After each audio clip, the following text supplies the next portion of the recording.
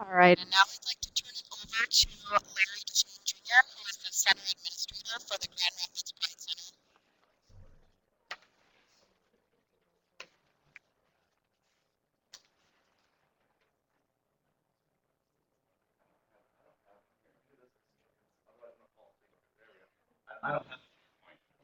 So how y'all like it today?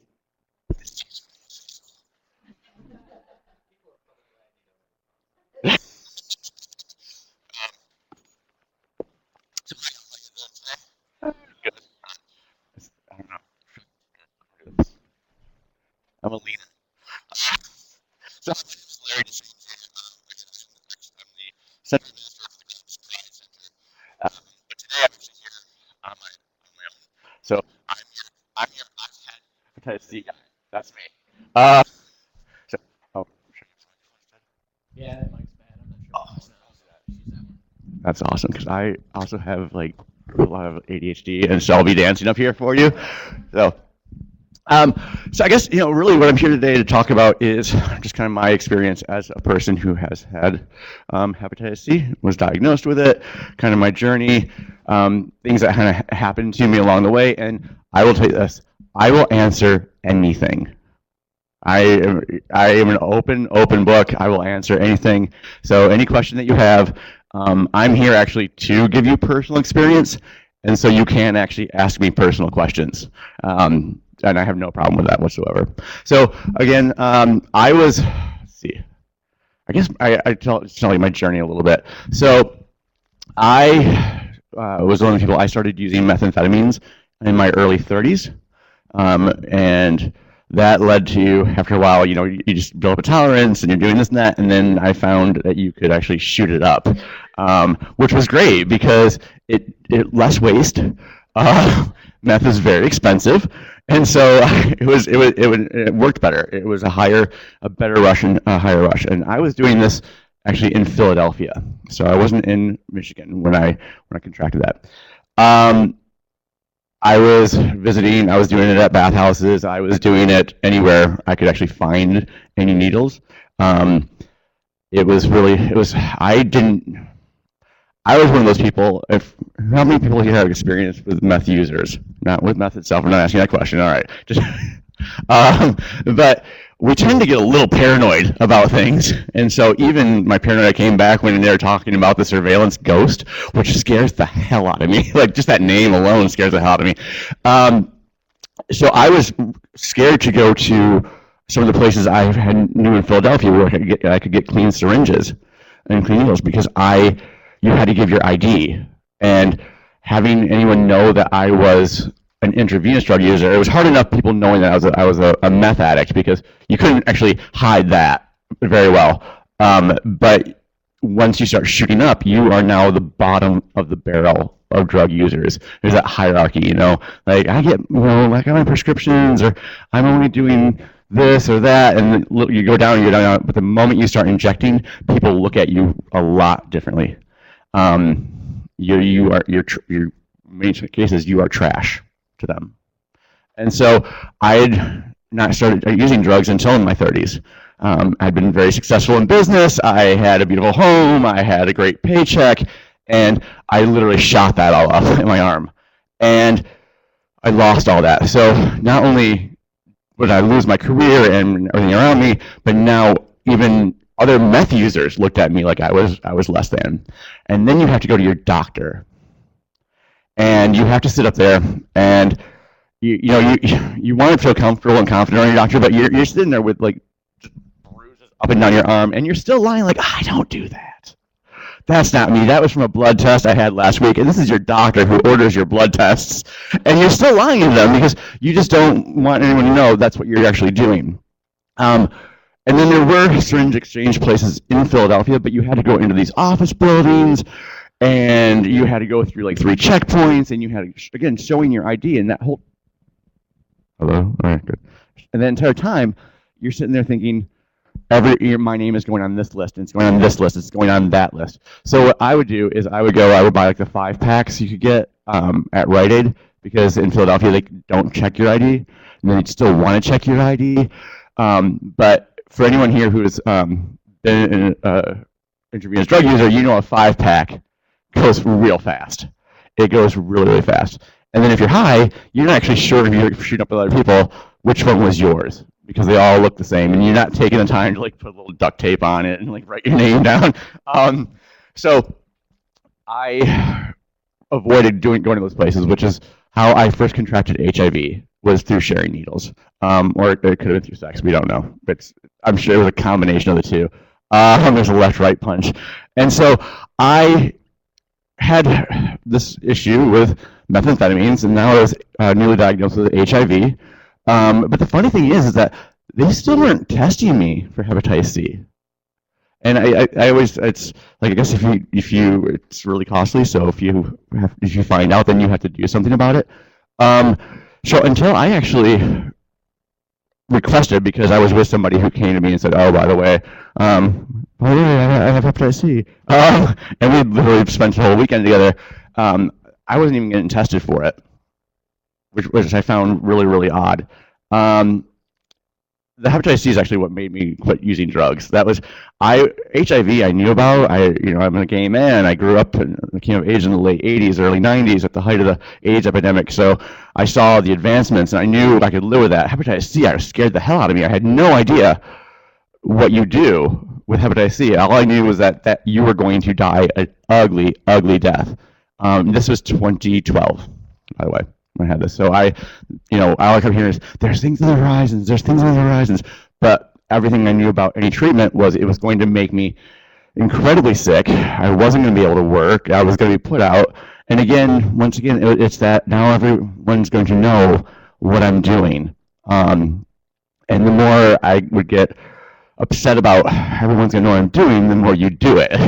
Because that's your saving place, is that you can, at least I can get high. I'll just get high instead. So the hepatitis C really was what put me on my personal road to recovery, because I didn't want to have that ugly of a death. I already had to tell my parents that I had HIV. Now I had to tell them I had hepatitis C, which again, then they're going to know that I'm shooting up drugs, which makes you the bottom of the barrel again. The other issue I had was getting any type of treatment at all while I was still using. It was, yeah, I'm talking about for HIV also, like my doctors, and I was seeing, a gay physician at McCullough Clinic, or not, sorry, McCullough, that's here, I forget the clinic's name in Philadelphia. But and they were still insisting that I got sober first before I got any type of help. And I know from certain standpoints and viewpoints, that still also made me feel like I was untrustworthy. That on every step of the way, it just made me feel dirty. Like I wasn't good enough. That you don't know my life. My house, I would think to myself, my house is still clean.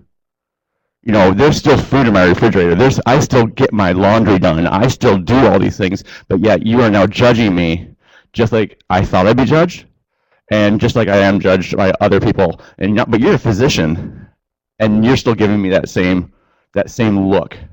I'd also get that look of like,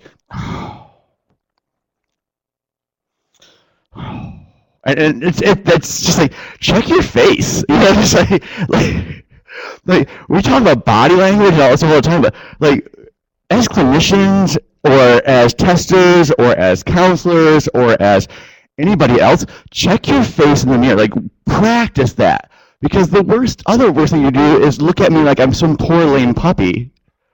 Because I'll tell you my joke. When people, I do. He knows my joke. But my joke is, I was walking into a room and I'll tell people like I'll talk on HIV and I'll say, and there's always again that person goes, oh. I go, don't worry, I had a lot of fun getting it. So, which usually really like takes people off the side. But that did. Thank you. If y'all hadn't laughed at that, it was really so sad. But those are the things that were happening to me, and it wasn't until I came to I moved from Philadelphia to Michigan. And I did that purposely because I'm from West Michigan originally. I moved to the East Coast when I was like 22, 23, and so at 41, I had no job. I was a meth head. I couldn't stop shooting up. If you got clean for a moment, your dealers are calling you to find out, like, hey, where are you? Because they know you're a sure thing, and they know which weeks you're getting your check. Dealers are amazing. If they would use their powers for good, they're amazingly organized. And so I finally had made the choice to move back home to Michigan, just so I could get away from it, because every street I walked down in Philadelphia, I could tell you a story about every street when I was there. So it got really difficult. I moved back here, and then I had to go to the health department. So first of all, I had to go through all that battery of tests again, because I'm maybe the one who got cured. And even though they have all my records and files, and I know that's just the way it works, but you go to the health department, and they're still making you feel like a criminal. Like, they don't believe you. I was celibate for over a year, because anybody who knows, like, connection of methamphetamines to sex, after you stop using, it's really hard to have sex. And so, because your mind is now connected, the act of sex, to whatever drug you're using. And so they don't believe you. They, again, treat you like, you feel like a criminal. Like, you're registering your name in a criminal, and they're asking you about your sex partners, and they're asking you several times about your sex partners, and you can't say that you're not having sex because you're a drug user who has HIV and hepatitis C. So you can't possibly be telling me the truth. And that's the way I felt, having to go do this over and over again, and having, like, I always call it, I had to register myself as a dangerous weapon in the state of Michigan. And so that was really hard for me. I am lucky that everything was caught very early. I was caught with my HIV probably within that first 90 days of infection, even though it took 2 years to get me on the medications, because I had to leave Pennsylvania in order to come here to get on medications, where no one knew me, so that maybe they would, say that, I'm not still using. And I forgot, I always start my watch. I forgot to start my watch. Yeah, so I had to go through all that again. I also missed a test. I missed a date or something like that at the health department because I didn't know. And I'm a junior. It says it right there, junior. I moved in with my parents. My parents knew about the HIV. They didn't know about the hepatitis C. And somebody left a letter at my door from the health department, basically outing me that I had something. And it says to Larry DeShane, because everyone forgets the junior on there. So luckily my father wasn't home, because I didn't want him to find out through a letter on the door. And there's phone calls. And if you are going to even the McCully Clinic, or the McCully, I don't know if they call it, St. Mary's, hi, we're calling from the infectious disease department. Everything stigmatizes you about this, even to this day. I mean, again, I got really lucky. I got onto Harvoni, almost very soon after it came out. It was really in trials, and so I actually celebrated my second full year in June. The 1st of June was when I had my confirmatory tests, and I got that done. So it's been 2 years since I've had it. So I was really lucky. So I didn't really have to suffer any ill side effects. All the side effects came from when I had to go talk to medical professionals, and when I had to, like the story I just told you. So that's actually, I wish I don't have like a really sad story after that. I got to work with a Red Project. I get to talk about it.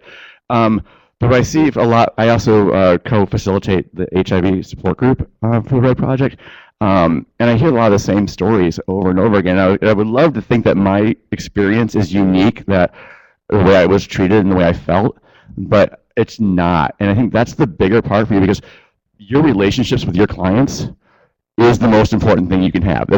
That's where somebody will tell you the information that you want to know without interviewing them and re-interviewing them and doing anything. So building a trust relationship and not a judgmental one with your clients. That's why I love the Red Project.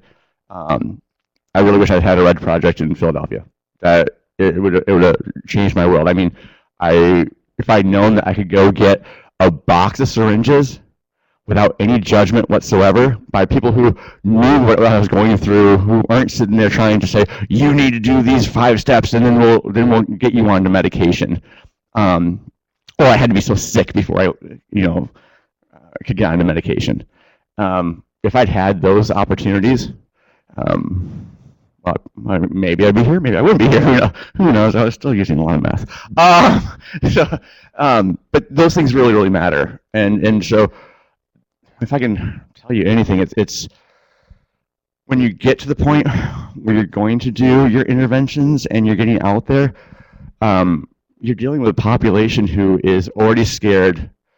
None of us want to be addicts. None of us. I know that also like nobody grew up saying I'm going to be an addict one day, but it's really, really true. And all of us know we're doing harm to ourselves. And we all know that it's bad, and because it's a really sad life. But I'm also not going to out my friends. I'm not going to out my dealer. I'm not going to out the people I've had sex with, because I don't want their name now on a list.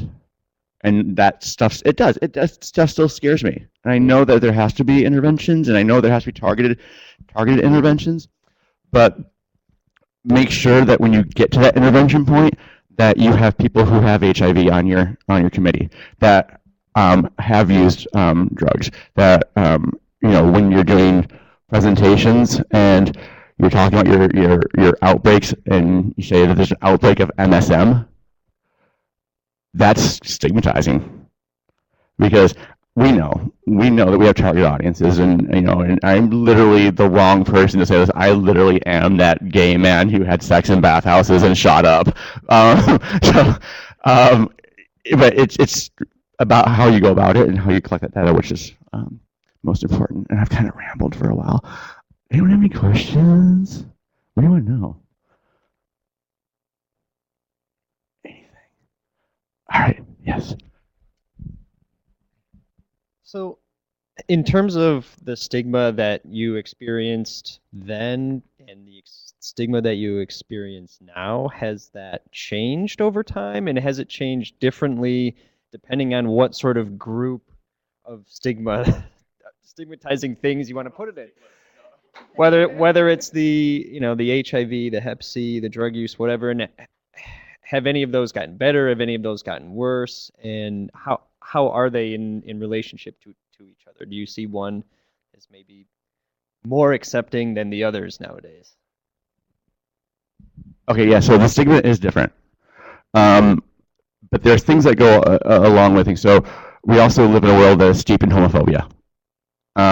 And so you've got that stigma. So if you're HIV positive, you were the woman. Homophobia and transphobia, by the way, is just sexism wrapped up in a different package. It's what do? We emasculate a man, we make him into a woman, and then we all laugh because he's one of the girls today. You walk into a room full of mixed genders. You walk into a room full of mixed genders, you say, "Hey guys, how y'all doing today?" Right? If you walk into a room full of mixed genders and you went, "Hey ladies, how you doing?" There's always that So there's all this sexism and homophobia and transphobia and stigma attached to HIV, because you were the bottom, you were the receptive partner, and you were the one who let somebody do something to you, regardless if that's how you got it or not, which is also a problem when you're talking about straight men who didn't get HIV through sex. Or maybe they did, maybe they were doing sex work, maybe they were on the down low or something like that, but they don't equate themselves to MSM. They don't equate themselves as gay. But if they come out having HIV, the assumption is that they were the receptive partner. And that's a lot of stigma for a lot of people to go through, because, again, because of the sexism that we have in this country. So yeah, it's different. The stigma you do as a drug user, again, it's that you're the bottom barrel drug user. You have now sold out everything. You chose to put a needle in your arm and get so high and screwed up. You're trash, even amongst other drug users, especially, I'm going to completely generalize right here. So if there's any alcoholics in the room, sorry. But y'all are some pompous asses. Because there's not enough NA, and especially other programs out there, Crystal Meth Anonymous, things like that. There's not enough of those programs out there that target the type of user I was. Because if you go, but there's thousands of AAs, and you go into an AA, and all of a sudden you tell them that you're this, again, they look at you weird. There's also not enough targeted ones for LGBTQ folk, because I put my life at risk every time I had to come out of the closet at an AA or NA or any help anywhere, because you have to come out every single day of your life, and you never know how you're going to be treated. And I'm so glad I have a gay doctor now who understands and knows, and I can talk about all this stuff without any fear. And he knows my past. So the other difference is I'm older and I'm sober. So, and you're able to handle things better, and you can really see where your mind was going a little skew. But at the time, what was going on in my mind was 100% real, and it was not treated as real by the people I was seeing. And, some of it wasn't. Some of it was little voices in your head and that paranoia. But treat it as real, because it's really real to that person, and it's terrifying. It's terrifying to hear voices in your head. So there's two different stigmas, and then you put them both together, and you got super stigma. So now you are I almost swore. I'm really hard time not swearing. But now you're a bottom ag junkie. So it's just super stigma. But it's still seen that way, and especially by straight, cis straight medical workers, especially male.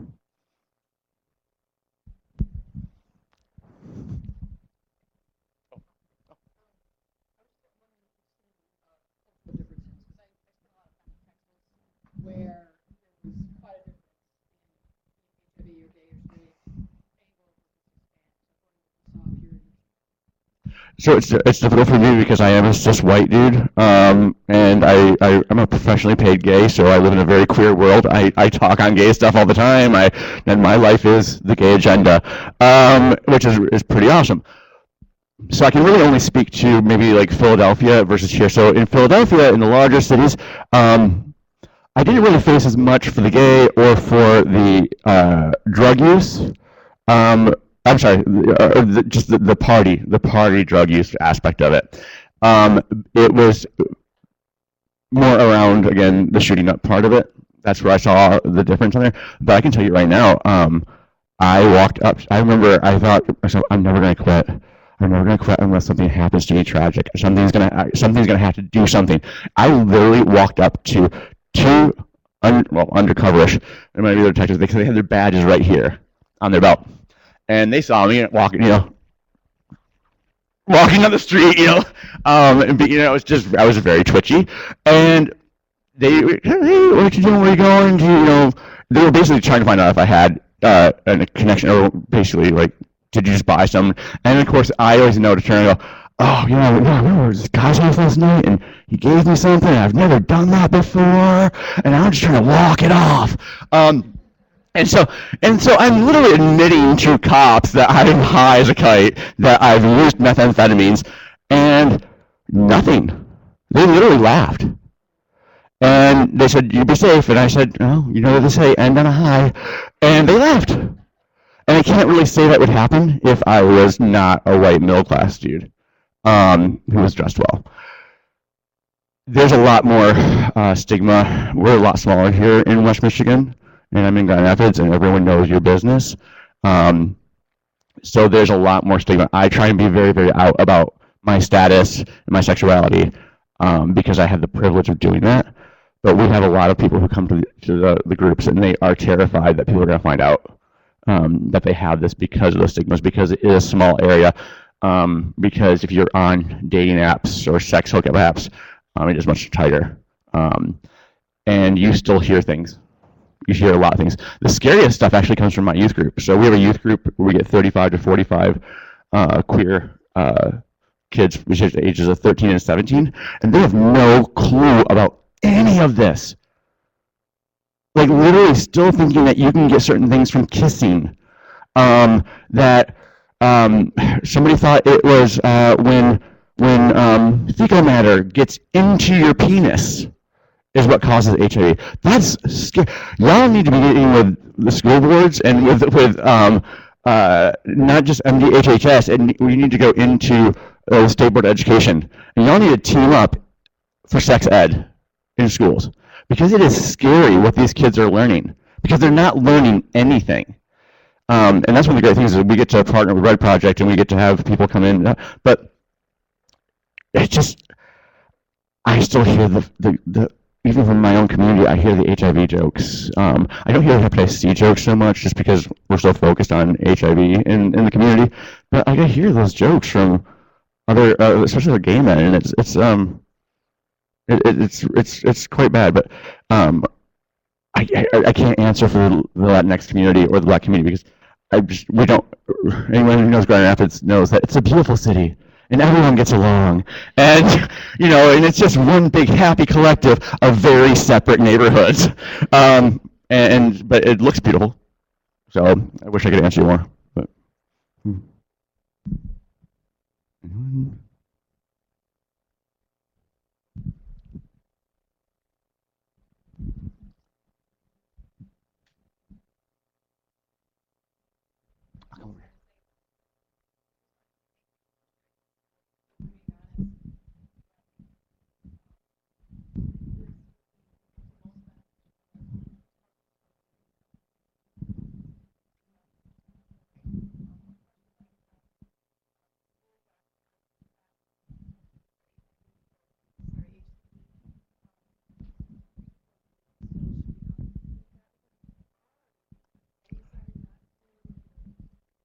No, so not getting on medications was because I was still using. They weren't testing me for HCV because one wasn't being honest about what I was doing and how I was doing it. But it was evident that I was doing it, and I still wasn't being tested. So that's the disconnect for me. I wish I could read their mind and find out why, but everything points to it's really expensive. And if that clinic or whatever doesn't have the funds or whatever, or nobody's made it a priority, then they're not going to do it. So that was the medications was because I was still using. Actually getting tested for Hep C was just because they didn't do it. And again, like I'm not admitting that you're an injection drug user is really, really difficult. And you got the marks on your arms, and they're just ignoring it, saying, okay, well, I'm going to triage this and treat this, and we'll move on. Plus, I also heard several times, but Hep C can live in your body for a really, really long time before it does any damage. I heard that actually quite often. So.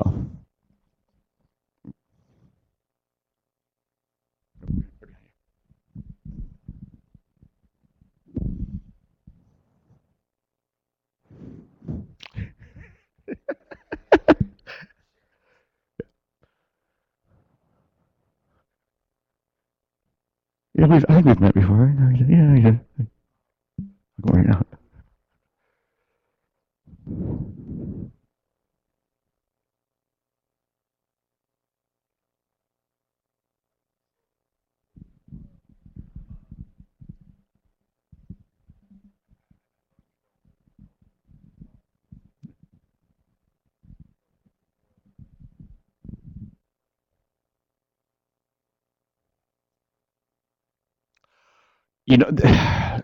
I can't say that you might not have something there, because there is that thought process of we're gonna get better and then we're gonna go back and use again, and really what's the point of saving a junkie?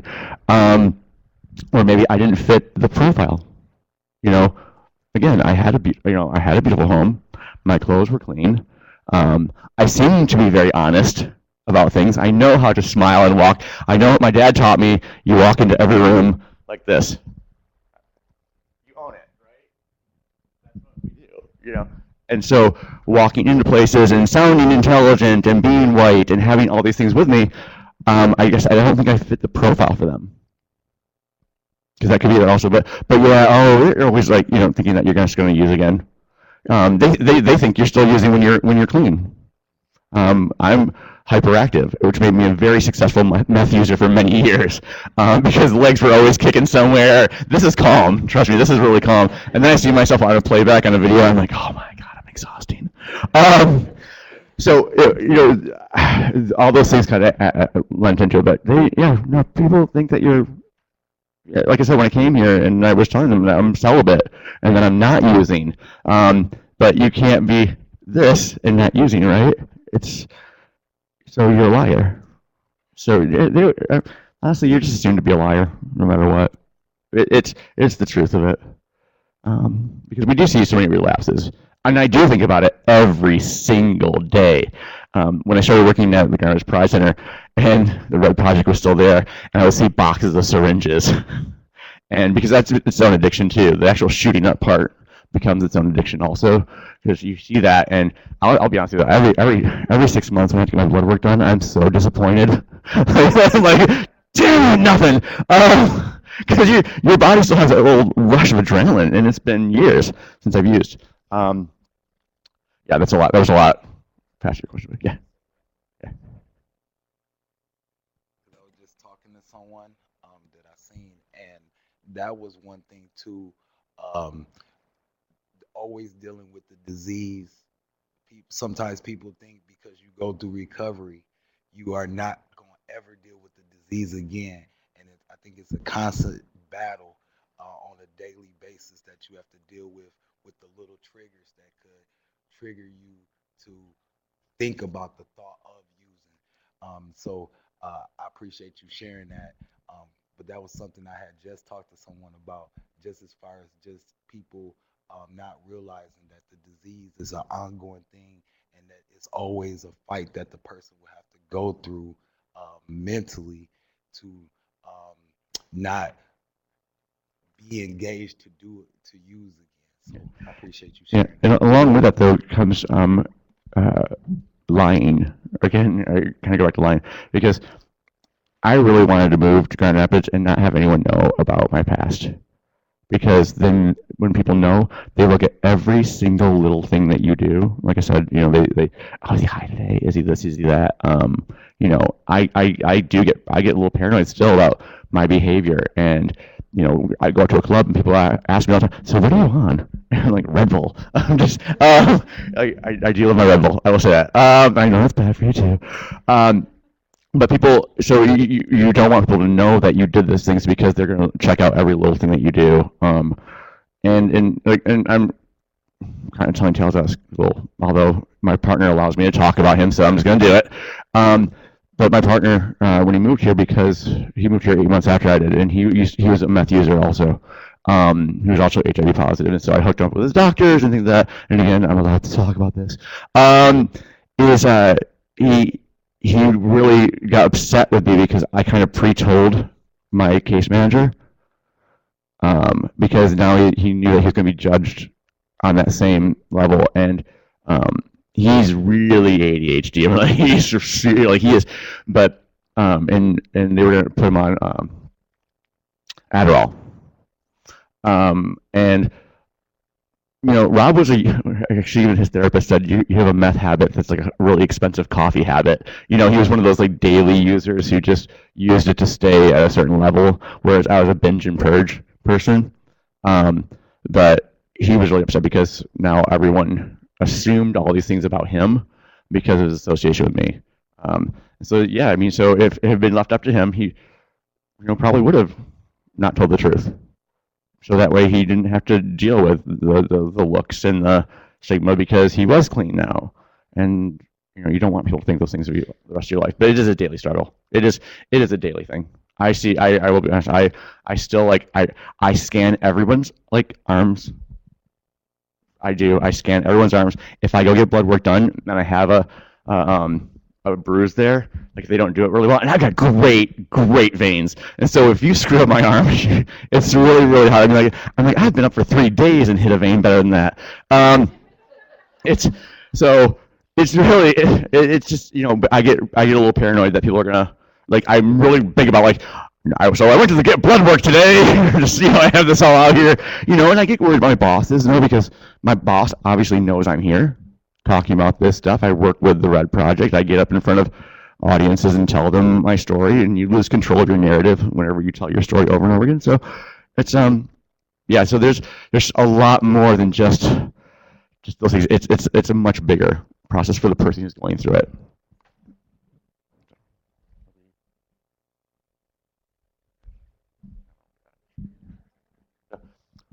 Cool. Well, thank you very much. Thank y'all.